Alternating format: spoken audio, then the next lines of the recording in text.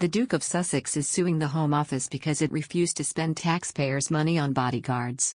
Harry, 37, who quit royal duty and privileges that come with the job to live in California with Meghan Markle 2 years ago, says he feels unsafe in the UK.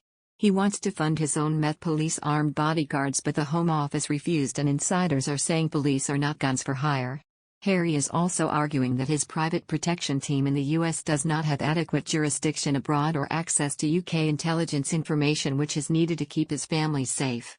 The Duke's case is being heard by Mr. Justice Swift in London's High Court this morning, but Harry is not attending in person.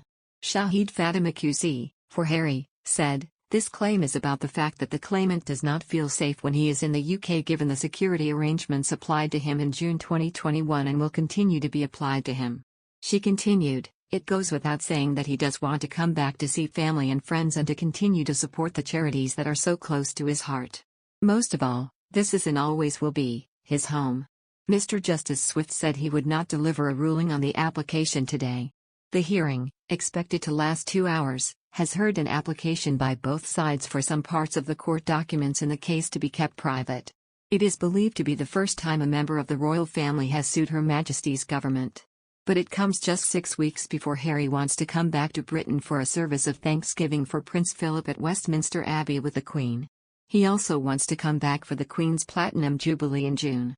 The Sussexes were stripped of their round-the-clock protection when they stepped back from royal duties 2 years ago.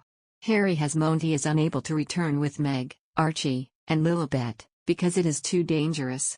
He gets security when he stays at Frogmore Cottage or attends royal events, but has to fend for himself if he wants to see friends and visit his UK charities.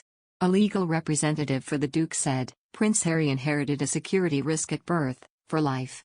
He remained 6th in line to the throne, served 2 tours of combat duty in Afghanistan, and in recent years his family has been subjected to well-documented neo-Nazi and extremist threats.